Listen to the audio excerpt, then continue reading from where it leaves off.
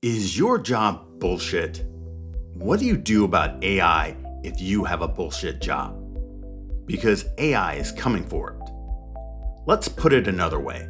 Have you ever sat at your desk in the middle of a Tuesday, staring at your screen and thought to yourself, does any of this actually matter? You're not lazy. You're not ungrateful. You may just have a bullshit job, and AI wants it.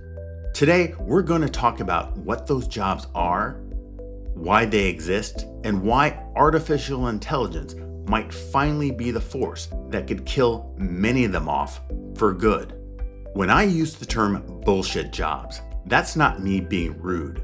That's the term coined by David Graeber, a professor at the London School of Economics and the author of Bullshit Jobs. Graeber's book made a controversial argument. A huge portion of the jobs in modern economies serve no real social purpose whatsoever. Not because the people doing them are bad at their jobs, but because the jobs themselves are, at their core, pointless.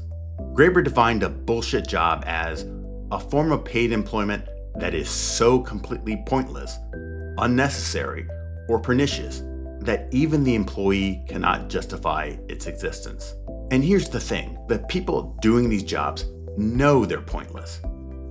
Graeber surveyed thousands of workers and found 37 to 40% of workers believed their job made no meaningful contribution to the world. That's almost half the workforce going home feeling like they wasted another day. This book identifies 5 types of bullshit jobs. Let's walk through each one, how AI is positioning itself to devour them, and who might be spared. Number 1, flunkies. These are people whose job it is to make someone else look or feel important. Think of the executive assistant whose only real task is to sit outside an executive's office, greet people, and control the schedule. Or the corporate greeter who waves at employees entering a building. Their job isn't to do something in terms of being in the production line of a thing that drives income. It's to signal status. AI is already replacing a lot of this. Scheduling assistants, automated check-ins, AI receptionists. The flunkies function still exists, but for more companies, flunkies are further moved in the ultra luxury of perks column. So if you work for a company where it's decided that it can afford such a luxury, your job is probably safe. When the company is financially tight or is really being ruthless about cutting costs, they may need to cut out the BS. And when that kicks in, your job then might be in danger. Number 2, goons. Goons are workers employed to do things that are only necessary because other organizations employ people to do them as well. Classic example, corporate lawyers. Not all lawyers, but the ones hired to purely fight off other corporate lawyers in patent wars that produce nothing for society. Or lobbyists who push for legislation in government and whose job it is to cancel out the work of another company's lobbyists pushing their company interests.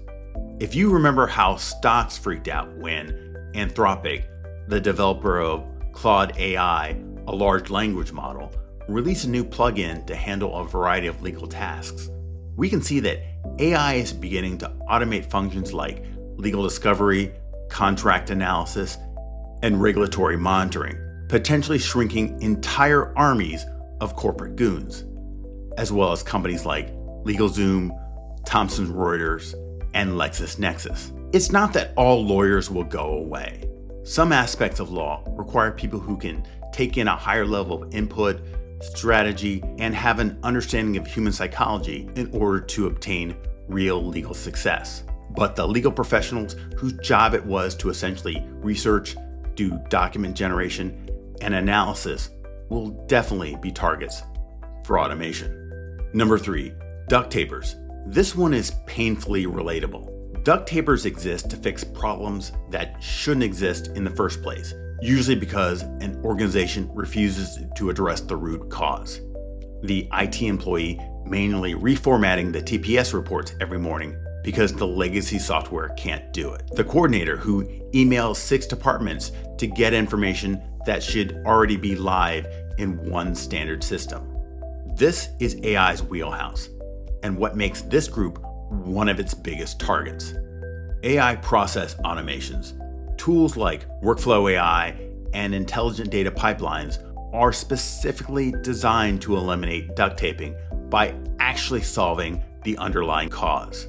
Even small businesses are able to remove duct taper jobs, as this recent ChatGPT ad shows how a small business uses it to quickly label product information for his team so he could save time for doing something that would have taken much, much longer. Duct tapers had job safety as their employment was considered worth avoiding the cost of making a permanent fix. AI reduces and flips the cost of that equation. Number 4, box tickers. Box tickers exist to let organizations pretend they care about something to the public, employees, or the government.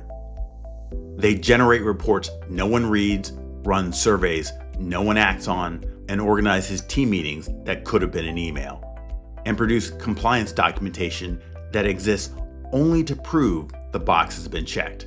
This is an area where AI is annihilating this category at extraordinary speed.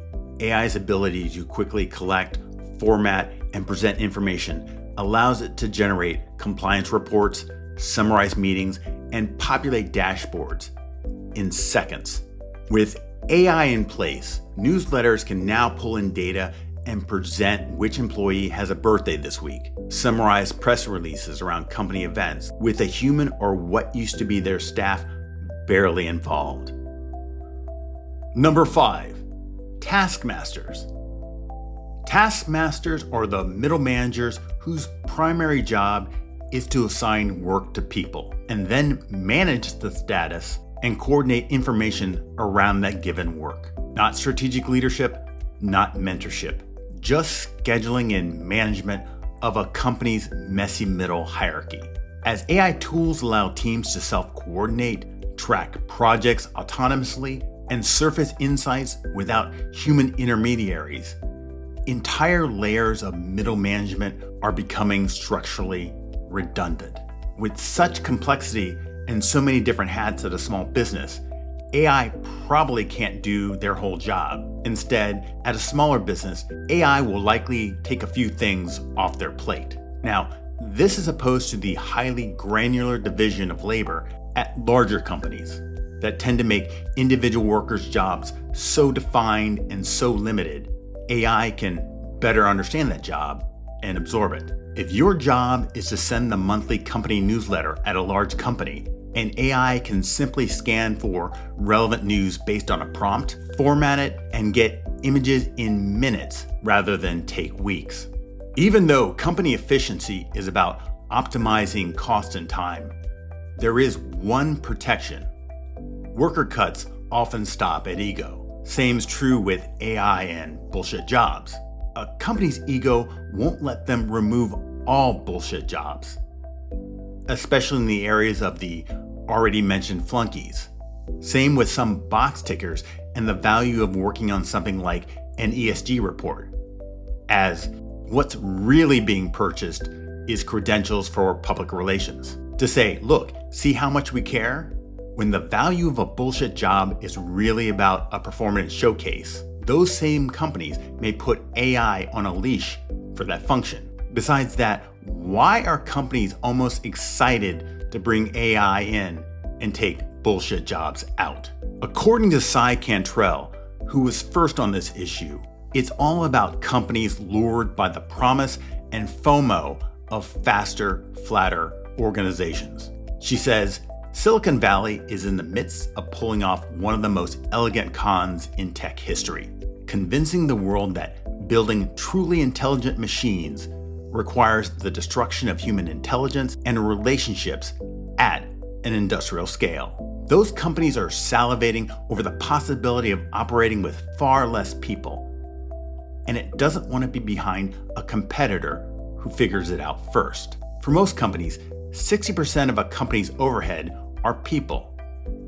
Even getting rid of a fraction of that could yield tremendous savings. But AI is not just about automating tasks.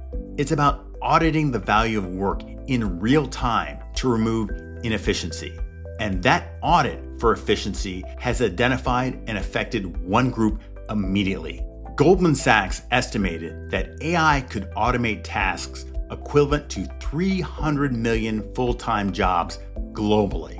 But look at which jobs are most at risk, according to researchers. It's not the plumbers, the nurses, the teachers, the construction workers. It's the information intermediaries. The middle managers who might manage, report, and audit the tasks, people under them, and the people whose job it was to move data from one spreadsheet to another. The people who write the same report every quarter and just change the numbers. Graeber, who passed in 2020, would have found this darkly hilarious, especially the irony of AI. The most prestigious white-collar jobs, the one that came with glass offices and cool LinkedIn titles, turned out to be the most replaceable. This has happened before. Intermediary jobs that were unquestioned until they became irrelevant by innovations. Typesetters, people and companies who helped pick and arrange physical type for printing presses, were key intermediaries to major industries like printing and advertising. That is, until the computer and the speed and ease of desktop publishing came along and a whole industry disappeared overnight. Bullshit is really just an inefficiency or a process around work that a business has a reason to tolerate or support. AI is asking businesses to question if they now want to tolerate them, especially if capturing savings is the reward. And that's the key defense for those who work for an employer. Toleration. What unique or unautomatable value can we provide that force employers and customers to tolerate our work? Now, I know the word tolerate sounds rough, but from clothes to cars to jobs, everyone on the buying side would like to pay less for things. I mean, why don't we pay for news? Because most of us feel we can get it for free on the internet or Facebook, so we don't pay. Even the jobs that are currently safe, like plumbers, electricians, well, they would be replaced overnight if we could do that, but we can't, so we tolerate them. One reason why Elon Musk's Optimus robots capture so much attention. The promise that AI is going to go beyond seizing the information space to having real-world hands to take over physical tasks. For survival, learn AI. Then learn the things AI can't do. Here are 2 strategies. 1. Avoid work or avoid a job that makes you mediocre, repetitive, or predictable. If your job can be reduced to a set formula, where data goes in, a process in place to generate an answer happens, that's AI's sweet spot. Essentially, AI is good at an extreme version of 2 + 2 = 4. A set process, set data, set outcome. AI can figure out the process and outcome. The data it collects and uses is really only the sum or average of the data or information it has. Here's the opportunity. If 2 + 2 is the data it collects, unless it hallucinates, its output can't equal 5. The data and the logic and its ability to predict just won't get it there. And here's where humans come in. Humans may not be super logical, but people have creativity, insights, and understanding of humans.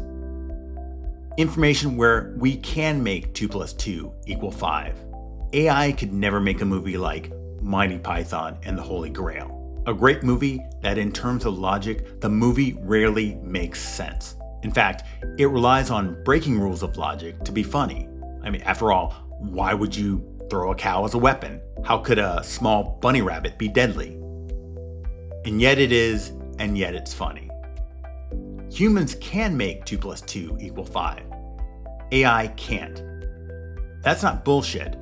That's the beginning of your advantage. You understand humans and our idiosyncrasies. 2. Own your AI work and thinking.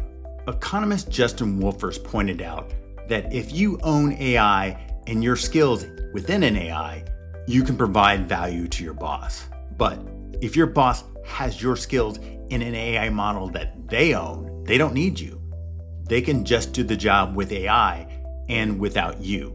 So who controls AI may be critical to having a job. So you should understand AI to create an AI model that you can own and that AI model can leverage your insights. David Graeber died before he could see the AI revolution fully unfold, but he left us with a question that AI is now making it impossible to ignore. The rise of AI might not just change the economy, it might finally force us to be honest about what work is for and what kind of life we actually want to build and what value do we want to provide to the world with that work. That's the real disruption, not the robots taking jobs, but the value of our jobs in the first place. If this got you thinking, drop a comment below. I want to know, do you think you have a bullshit job? If you found this content helpful, please hit like and subscribe and help us share this content with people who need it. Thanks for watching. I'll see you in the next one.